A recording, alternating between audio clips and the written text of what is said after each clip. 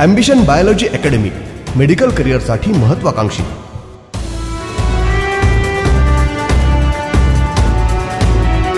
Hello dear students. So last lecture में हमने kingdom protista को लर्न किया है, वो पॉइंट हमने कंप्लीट किया है और अभी हम उसके ऊपर एमसीक्यू सॉल्व करेंगे. पहला एमसीक्यू है, आपको पीडीएफ फाइल भेजी है, आप जस्ट मोबाइल में उसको ओपन करके देखिए, उसके जेरॉक्स निकालने की ज़रूरत नहीं है. Which of the following occurs in the life cycle of a protist? अभी देखो, हमने मियोसिस तो स्टडी किया है, टाइप्स ऑफ मियोसिस भी हमने डिस्कस किए हैं. तो जाइगोट अगर मियोसिस करता है तो उसे जाइगोटिक मियोसिस कहते हैं, और अगर गैमेट तैयार होते समय ही मियोसिस हो रहा है तो उसे गैमेटिक मियोसिस ऐसा कहते हैं. इसलिए इसका आंसर आएगा C. Then term protista was first used by scientist Haeckel. Scientist Haeckel ने ये टर्म प्रोटिस्टा दी है. Protista obtain their food as a photosynthetic holotroph symbiote. मतलब कभी कभी वो फोटोसिंथेटिक है, कभी कभी वो होलोजोइक है, या कभी कभी किसी दूसरे ऑर्गेनिज्म के साथ वो सिम्बायोसिस करते हैं. आपके याद कीजिए, हमने ट्राइकोनिम्फा के बारे में डिस्कशन किया था, जो कि टर्माइट्स के साथ सिम्बायोसिस बनाता है. In motile, so D answer आएगा उसका. In motile protistan forms contractile vacuoles are for the osmoregulation. तो ये जो यूनिसेलुलर यूकैरियोटिक ऑर्गेनिज्म है, इनमें ये जो कॉन्ट्रैक्टाइल वैक्यूल्स प्रेजेंट होते हैं, ये कॉन्ट्रैक्टाइल वैक्यूल ऑस्मोरेगुलेशन के लिए रहते हैं. Protista does not include mycoplasma and cyanophyta. अभी माइकोप्लाज्मा तो बैक्टीरिया है और साइनोफाइटा ब्लू ग्रीन algae है, तो ये दोनों भी बैक्टीरिया है, किंगडम मोनेरा है. ये आंसर आएगा. Then marine phytoplankton population is usually dominated by, हम जिसे फाइटोप्लैंक्टन कहते हैं वो डायटम्स एंड डिनोफ्लाजिलेट्स रहते हैं. मतलब मराइन एरिया में या समंदर के पानी में जो फाइटोप्लैंक्टन मतलब प्लांट जैसे दिखने वाला, लेकिन ये प्रोटिस्टा रहता है, इसे डायटम्स और डिनोफ्लाजिलेट ऐसा कहते हैं. ये याद रखिए. Sexual reproduction in Protista with diploid chromosome in halls. Diploid chromosome के साथ जो सेक्सुअल रिप्रोडक्शन होता है उसे गैमेटिंजियल मियोसिस ऐसा कहते हैं. अभी ये पार्ट जो है, जस्ट इस क्वेश्चन को अटेम्प्ट कीजिए, इसकी कोई ज़रूरत नहीं डिटेल में जाने की. देन उसके बाद most biologist agree that seaweeds are protists even though most other protist are microscopic unicellular creature. Some biologist thinks that at least some seaweeds should be considered plant, not protist. Which of the following would support the later position? अभी उनमें कुछ seaweeds जो है उनमें specialise sales रहते हैं, तो इसका आंसर डी आएगा. Then red tides in warm coastal water develop due to super abundance of dinoflagellate. तो रेड टाइड्स दिखाई देते, मतलब लहरें जो है लाल कलर की दिखाई देती है. क्यों ऐसा दिखाई देता है? क्योंकि वहाँ डिनोफ्लाजिलेट रहते हैं, और जो रेड कलर के डिनोफ्लाजिलेट वहाँ रहते हैं उसकी वजह से वहाँ वो रेड कलर तैयार हो जाता है. रेड टाइड कौन से पर्टिकुलर ऑर्गेनिज्म की वजह से ज़्यादा होता है? हमने थ्योरी में देखा, वो है गोनोलॉक्स. गोनोलॉक्स की वजह से रेड टाइड हमें दिखाई देते हैं. Example of bioluminescence protozoan. अब ये हमने आपको थ्योरी पढ़ाते समय बताया है कि बायोल्यूमिनेंस का मतलब जो ऑर्गेनिज्म लाइट को इमिट कर पाते हैं उन्हें बायोलुमिसेंट ऐसा कहते हैं. और ये जो बायोलुमिसेंट प्रोटोजोन है वो नॉक्टिल का है. नॉक्टिल का बहुत इंपॉर्टेंट है. देखो एनसीईआरटी लाइन टू लाइन तो हमारा हर संडे जो एमसीक्यू होते हैं हमारे, उससे हो रहा है, क्योंकि आपको पता है पैटर्न हमारा ये है कि हम हर संडे को यहाँ बिल्कुल मतलब एक एक लाइन ले रहे हैं लेकिन बात ऐसी है कि अगर आप लोग कुछ एक्स्ट्रा नहीं समझोगे, कुछ एक्स्ट्रा नहीं जानोगे, तो ज़रूर आपके लिए दिक्कतें तैयार हो जाएगी, क्योंकि आपको कुछ और अगर पता होगा तभी आपको आउट ऑफ मार्क्स मिल सकते हैं। इस बार 340 से आगे तक हमारे बच्चे गए, लेकिन 360 क्यों नहीं मिले उन्हें? क्योंकि वो बरहुकुम जितना हम बताते हैं वो अगर फॉलो करोगे तो कोई दिक्कत नहीं आएगी। तो यहाँ नॉक्टिल का आंसर आएगा। Yellowish green to golden brown chromatophores are found in chrysophyta, answer ये आएगा। Storage product of chrysophycean algae is oil and leucosin, answer D आएगा। Motile cells are biflagellate but the two flagella are used in chrysophyta, answer B आएगा। Synzoospores are produced by Vaucheria, answer B आएगा। अभी 16 question. In xanthophyceae reserve food material is oil. अभी देखो ये kingdom Plantae का question है, ये हम आगे जाके सॉल्व करेंगे, आंसर ये आएगा।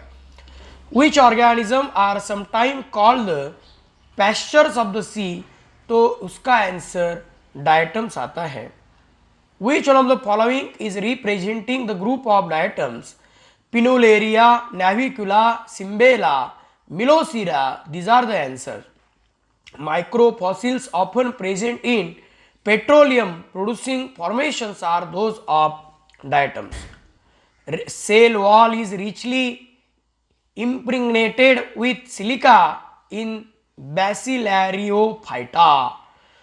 Then cell wall is usually composed of, question number 21 चल रहा है, usually composed of two overlapping halls called epitheca and hypotheca in diatoms.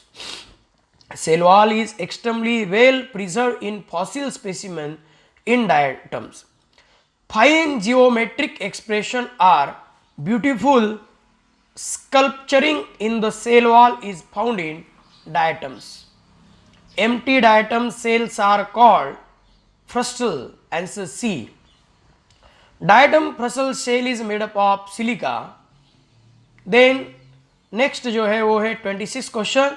The chloroplast of diatoms and chrysophycian algae do not possess defined grana and stroma, answer is C. Diatom stay afloat due to stored lipid, ये तो question हमने explain किया था आपको, बहुत अहम question है। आप देखिए हम नीट को तो सॉल्व करेंगे, लेकिन एम्स लेवल तक हम जाना चाहते हैं। बहुत आसान होती है एम्स भी एग्ज़ाम, लेकिन उसके लिए तैयारियां ज़्यादा करनी पड़ती है। देखो आप फर्क क्या होता है इन एग्ज़ाम्स में, मतलब नीट के लिए आपको 5 किलोमीटर दौड़ना है इस पर्टिकुलर पीरियड में, तो एम्स के लिए केवल आपकी दौड़ 6 किलोमीटर चाहिए और टाइम उतना ही है। तो इतना फर्क रहता है बस, लेकिन उसके जो रिवार्ड्स है, उसके जो फ्रूट्स है, वो बहुत अहम हो सकते हैं अगर आप अभी से कोशिश करोगे तो। Then diatom stay afloat due to stored lipids, ये हो गया। Diatomaceous earth is used for making fire proof bricks, answer आएगा D. Locomotion in diatoms is carried out with the help of raphe, answer भी आएगा। Diatoms float up the surface of water as their cells have large central vacuole, answer D आएगा। Characteristic spores of diatoms are oxospores, answer C आएगा। In diatom, oxospores are produced during asexual cycle, answer A आएगा। Then exospores of diatoms are diploid, हमने ये study किया था। Then Statospores are produced by diatoms. Brown color of diatom is due to predominance of xanthophylls. Iglinoids are classified as plant because they have chloroplast. Hematochrome is usually synthesized in the cells of Euglena growing in organic matter rich stagnant water, answer ये आएगा। Hematochrome pigment often develops in some species of Euglena. Euglena resemble chlorophycean algae in its pigment composition. Euglena is protozoa because it possesses flagella, chloroplast, cell wall. ये कोई भी answer नहीं हो सकता क्योंकि वो हेट्रोट्रॉपिक है, यूनिसेलुलर है, यूकैरियोटिक है, इसलिए नन ऑफ दिस ऐसा आंसर आएगा. If Euglena is grown in darkness for longer duration, it produces colorless stains. In Euglena, the proteinaceous substance that surround the slender part of chromatophore, these are the pyrenoids. Reserved food in Euglena viridis is mainly paramylum. Euglena में देखो अभी ये हुआ नहीं हमारा, आप अलग तरह से लिख लीजिए. Which is not true for Euglena, presence of cellulosic cell wall. ये आंसर.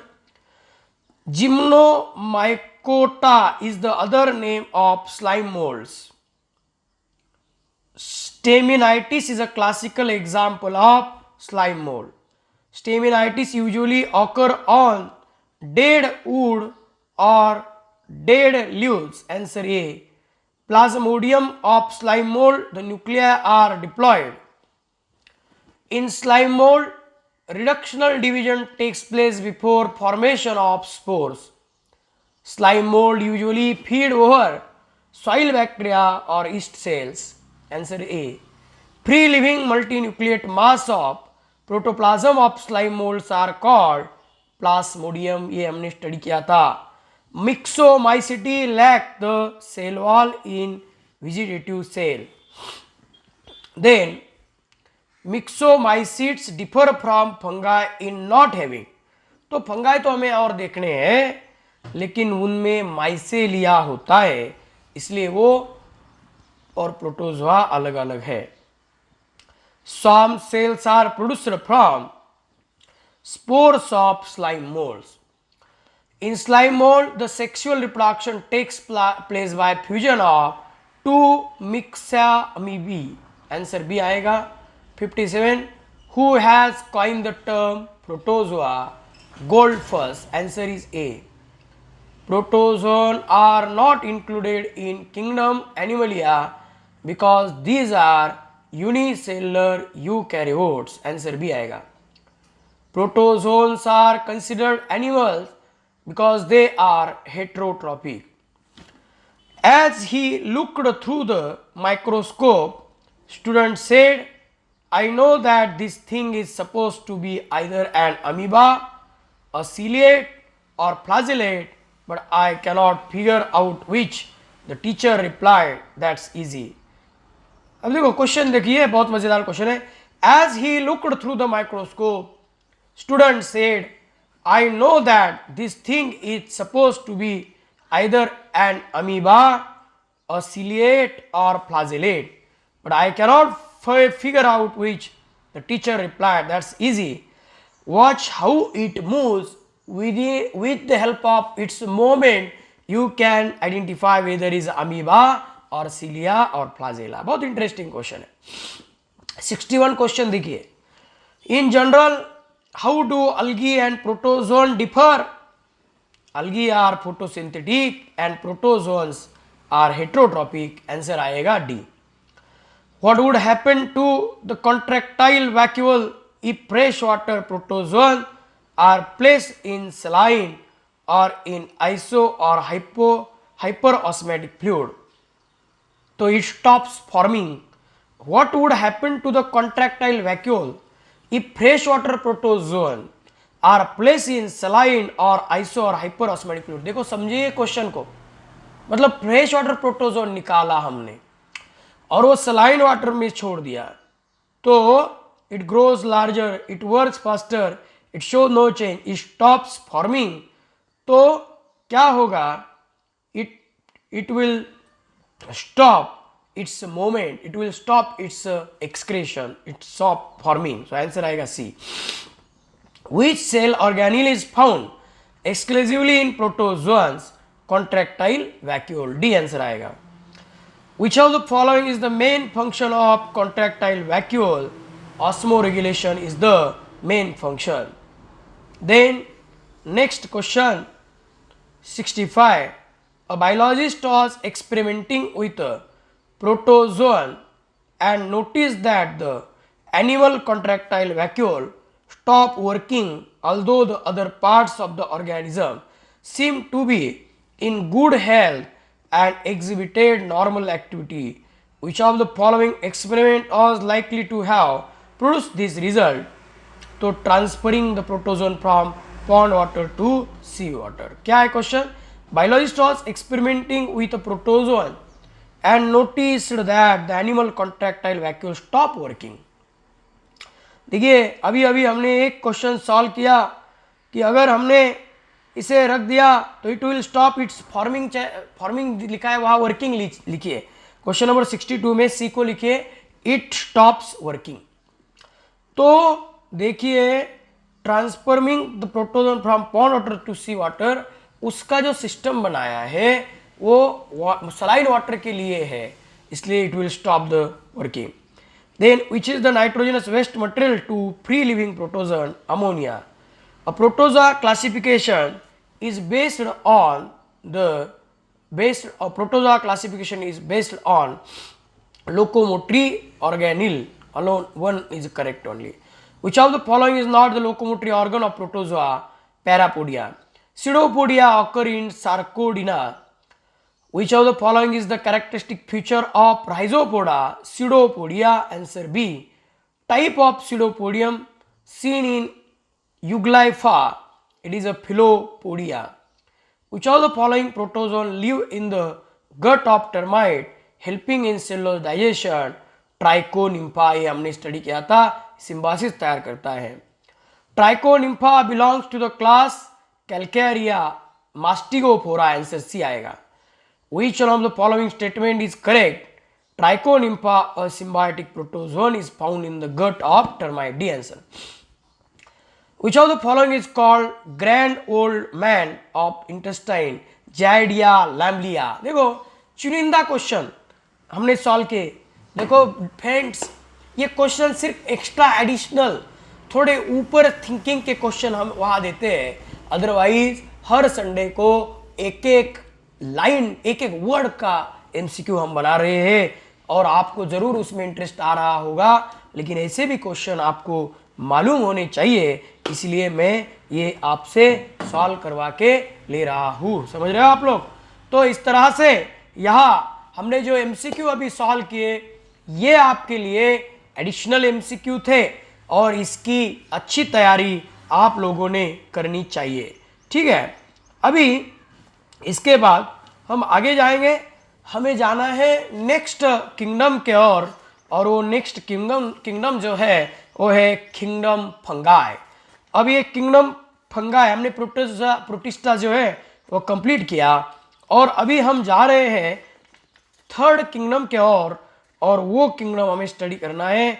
वो किंगडम है किंगडम फंगाई और इसे हम कह सकते हैं kingdom of multicellular decomposers.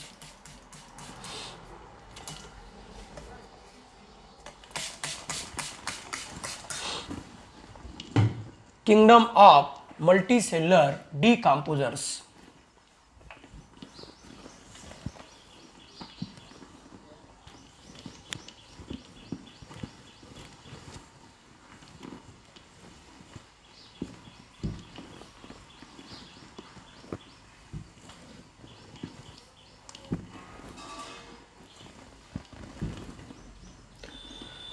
Kingdom of multicellular decomposers, ये पॉइंट हम यहां स्टडी करने जा रहे हैं. Kingdom fungi.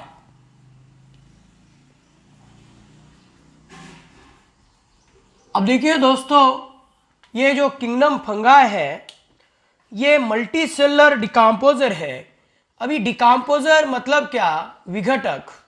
जो डिकम्पोज कर देता है बॉडी के डेथ के बाद, उसे वो डेड बनाता है, उसे हम kingdom fungi multicellular decomposer. They are achlorophyllous. ये अक्लोरोफाइलस मतलब उनमें क्लोरोप्लास्ट नहीं है.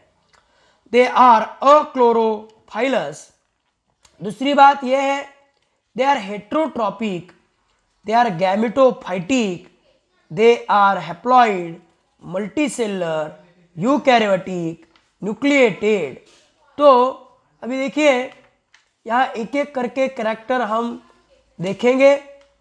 फंगाई में हमें क्लासिफिकेशन भी स्टडी करना है, लेकिन पहले जनरल कैरेक्टर हम स्टडी करते हैं। These are अक्लोरोफाइलस। अक्लोरोफाइलस का मतलब क्या है कि they are without the chloroplast. दूसरी बात है, दे आर हेट्रोट्रॉपिक, मतलब they are dependent on others, they are heterotrophic, they are heterotrophic. तीसरा कैरेक्टर है, परपोषी है वो। उसके बाद गैमेटोफाइटिक है, gametophytic, gametophytic, they are gametophytic. दूसरी बात है, they are eukaryotic nucleated, eukaryotic nucleated है वो, यूकैरियोटिक न्यूक्लिएटेड।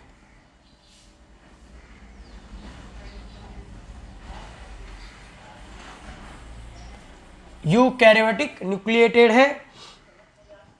देन उसके बाद यहाँ नेक्स्ट पॉइंट हमने देखा कि स्पोर प्रोड्यूसिंग थैलोफाइट्स है, spore producing thallophyte.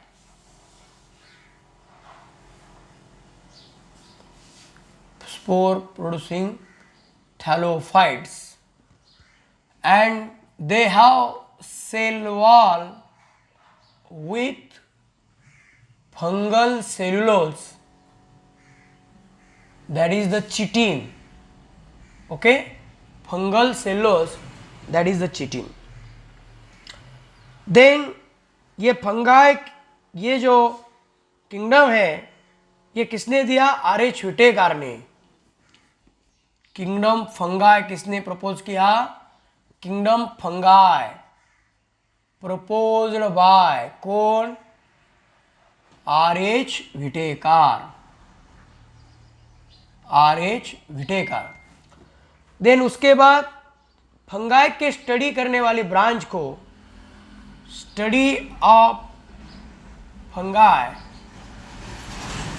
Is called mycology, is called mycology. Mycology वो ब्रांच है जो फंगाई का स्टडी करती है, या इसे माइसिटोलॉजी ऐसा भी कहते हैं, और mycetology, it is also called as mycetology. Fungi mycology या माइसिटोलॉजी ऐसा इसे कहते हैं। एंटोनो मिकेली इटालियन बोटैनिस्ट है, उन्हें फादर ऑफ माइकोलॉजी ऐसा कहा जाता है। पियर Antonio, peer Antonio, Antonio मिकेली, मिचेली, called as father of mycology, father of mycology, mycology, father of mycology। अब देखिए यहाँ बटलर को इंडियन माइकोलॉजी के फादर कहा जाता है। Butler is referred to as, Butler is father of Indian mycology, Indian mycology. Okay, Butler is referred to as Indian mycology. अब यहां जनरल कैरेक्टर्स हमें स्टडी करने हैं। अब जनरल कैरेक्टर्स में हम देखेंगे, पहला है they are non vascular. General characters,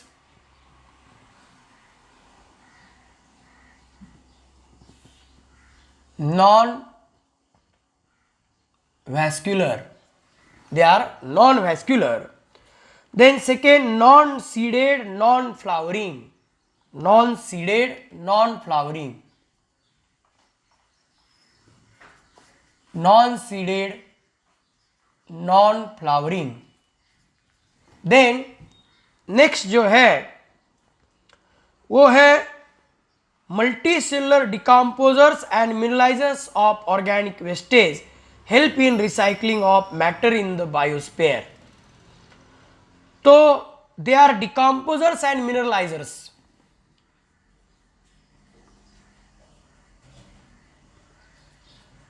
decomposers, mineralizers,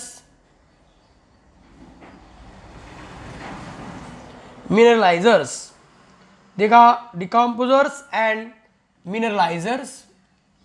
then these are true fungi, plant body is called as thallus। fungi plant body, अब इसे प्लांट पहले कहा जाता था लेकिन ये गलत टर्म है, लेकिन उसे बॉडी को, फंगाई प्लांट को थैलस ऐसा कहा जाता है। समझ रहे हैं, थैलस ऐसा कहा जाता है। इट मे बी नॉन माइसिलेटेड और माइसिलियर।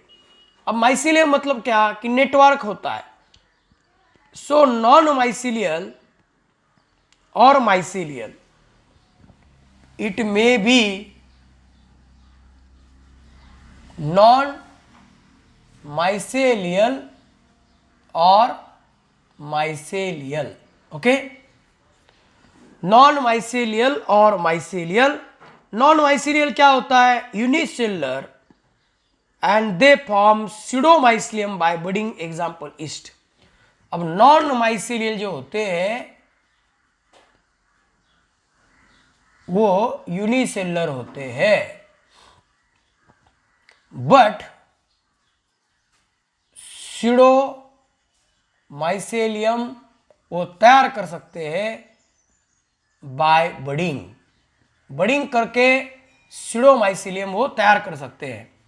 लेकिन माइसेलियल जो होते हैं वो एक्चुअली यहाँ थ्रेड लाइक स्ट्रक्चर हाइपे से बने होते हैं। It form the body, plant body जो है वो कट करना है आपको। It form the body made up of thread like structure called hyphae. Hyphae are branch tube like structure with chitin. Multi cellular है, form body by thread like hyphae. Hyphae are tube like structure with cell wall with chitin. Okay, तो देखिए कि यहाँ mycelial multi cellular form body by thread like hyphae. Hyphae are tube like structure with cell wall with chitin. Okay, तो chitin उसके ऊपर है और वहां से हाइपे तैयार हुए। अब ये हाइपे सेप्टेट हो सकते हैं या नॉन सेप्टेट हो सकते हैं। देखिए, एक तो पहली बात हमने देखा माइसिलेट हो सकते हैं या नॉन माइसिलेट हो सकते हैं। नॉन माइसिलेट अगर होंगे तो यूनिसेलुलर होंगे, लेकिन ईस्ट जैसा ऑर्गेनिज्म क्या करता है कि मल्टी सेलुलर नहीं है, वो यूनिसेलुलर, इसके बावजूद भी ये स्यूडोमाइसिलियम तैयार करता है। फिर माइसिलेट मतलब जो मल्टी सेलुलर है और जो थ्रेड लाइक स्ट्रक्चर हाइपे से बनते हैं और ये branch like structure cell wall chitin से कवर किए गए हैं, और इट मे बी सेप्टेट और असेप्टेट। अब सेप्टेट और असेप्टेट क्या है, यहां तक समझ गए आप लोग? सेप्टेट और असेप्टेट मतलब माइसेलियम में भी सेप्टेट और असेप्टेट। अब देखिए, सेप्टेट अगर रहेगा तो इसके मायने ये हुए, सेप्टेट मतलब जो हायर ऑर्गेनिज्म है ये सेप्टेट 3 काइंड के होते हैं: uninucleated, monokaryotic hyphae, dinucleated with binucleate cells or multinucleated, and some are aseptate known as sinusitic fungi। aseptate में क्या होता है, एक ही साइटोप्लाज्म है और उसमें 100 यहाँ न्यूक्लियाई होते हैं। तो देखो, सेप्टेट के 3 प्रकार है। मोनोकैरियोटिक एक न्यूक्लियस वाला, डाइकैरियोटिक दो न्यूक्लियस वाला, और मल्टी कैरियोटिक बहुत सारे न्यूक्लियस वाला। और असेप्टेट की अगर बात करेंगे तो सिनोसाइटिक होते हैं, मतलब one cytoplasm but many nuclei. देखिए आप, अब तक जितना मैंने पढ़ा है उसे मैं अभी बार बार एक्सप्लेन करूंगा। जब तक कि हम जनरल कैरेक्टर नहीं समझते ठीक से, तब तक हम आगे नहीं जा सकते। देखिए हमने देखा किंगडम फंगाई एक मल्टी सेलुलर यूकैरियोट का ग्रुप है, हायर ऑर्गेनाइजेशन है इसमें, लेकिन ईस्ट को छोड़ देना पड़ेगा। ईस्ट ये ऑर्गेनिज्म हायर ऑर्गेनिज्म नहीं है, हेट्रोट्रॉपिक है, अक्लोरोफाइलस है, देन यूकैरियोटिक न्यूक्लिएटेड है, गैमेटोफाइटिक है, spore producing thallophytes, cell wall with fungal cellulose chitin, chitin नाम का सेल्लोज सेल वॉल में रहता है, चिटिन रहता है वहां। जैसे हमने देखा प्लांट में सेल्लोज है, हेमीसेल्लोज, यहाँ चिटिन रहता है। ये किंगडम फंगाई आर.एच. व्हिटेकर ने बताया। स्टडी फंगाई का स्टडी करने वाली ब्रांच को माइकोलॉजी या माइसिटोलॉजी कहते हैं। पियर एंटोनी माइसिली ने is a father of mycology, Butler refer to as father of Indian mycology. General character में हमने देखा नॉन वैस्कुलर है, नॉन सीडेड है, नॉन फ्लावरिंग है, डिकम्पोजर्स है, दे आर मिनरलाइजर्स, और ये it may be non mycelial और माइसेलियल। अब माइसेलियम मतलब क्या, एक बॉडी उसकी, और नॉन माइसेलियम एक सेल यूनिसेलुलर रहते हैं, लेकिन माइसेलियल स्ट्रक्चर मल्टी सेलुलर रहते हैं। अब वो माइसेलियम की भी सेप्टिक और असेप्टिक होते हैं, ये हम नेक्स्ट लेक्चर में और डिटेल में स्टडी करेंगे। Okay, thank you very much. जीवशास्त्र हा आहे वैद्यकीय शिक्षणाचा पाया। तेव्हा इयत्ता 10वीत शिकणाऱ्या आणि 11वी पासून पीसीबी ग्रुपकडे झुकणाऱ्या ही आहे सुवर्णसंधी। कोरोना सुट्टीच्या काळात थांबणार नाही तुमचे ट्यूशन, कारण गेल्या 20 वर्षांचा सहज सोप्या पद्धतीनं बायोलॉजी शिकवण्याचा अनुभव असलेले आणि आजवर हजारो विद्यार्थिनींना मेडिकलला प्रवेश मिळवून देणारे प्राध्यापक रवींद्र काळे यांची ॲम्बिशन बायोलॉजी अकॅडमी सुरू करत आहे इयत्ता 11वी बायोलॉजीची ऑनलाईन स्पेशल बॅच। तेव्हा अगोदर या नंबरवर फोन करा। ऑनलाईन क्लासेस सुरू होतील दिनांक 11 मे 2020 पासून। ॲम्बिशन बायोलॉजी अकॅडमी, मेडिकल करिअरसाठी महत्त्वाकांक्षी।